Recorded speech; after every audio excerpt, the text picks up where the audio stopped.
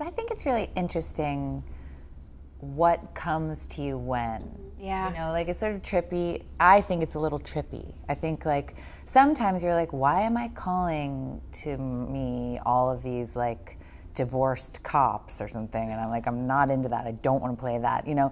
And then then like out of that comes like someone who sees you, someone who's like, I actually think you should play a street hooker, you know, or whatever. And you're like, yes, I see, you see me. But really, I think it is interesting what comes to you at what moment, and life, also like whether you're able to go, okay, inside that is something where I can express something about the way I see the world. Yeah, that I haven't been given the opportunity before, or I've been like waiting for. Right. Absolutely. And being bold enough to be like no to the other things, even if there isn't a lot of other work, you know? You're right. The thing that I keep saying about, I mean, being in company with all of you, we've all been very blessed to be part of really cool, you know, projects, and we've also been very lucky to work on a lot of cool things before, but for whatever reason, the alchemy of the moment and the people in your life kind of bring you to these particular peaks and valleys. And I keep, you're saying the opportunity thing, you know, I keep telling folks that I've known forever, like,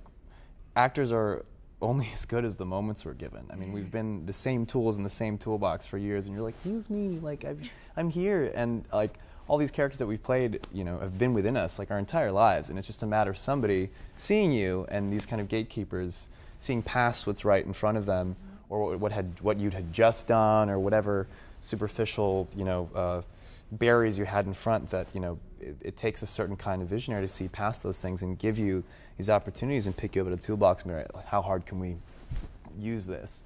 And yeah, until somebody sees that, unless you're writing your own thing and auteuring your character and the piece as a whole, it's like you really do kind of have to wait and just pray that these things come, the Dan Fogelmans and the Ryan Murphys and the David Finchers and the Duffer Brothers, et cetera, et cetera, et cetera. So yeah, it's an amazing thing where you really feel like what am I going to do next? Like who's going to see me or see the next thing that I don't see? And I'm constantly just so overwhelmed with the how little control I have over those kind of zeitgeist moments. And so I guess I don't know what I'm saying other than it's nice to be picked out of I don't know that I agree with the idea that the characters are always within me or something, or that I'm just waiting to sort of, like, I don't think I could have played this guy before 4 years ago.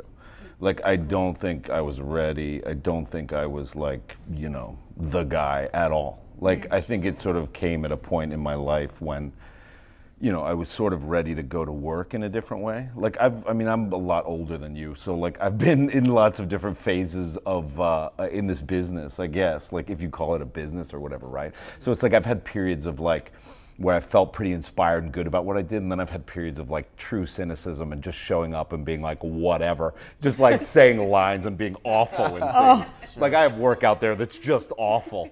And so I think that in a certain, what? As long as you know it. I'm kidding. Everyone knows it. That's the fun of it.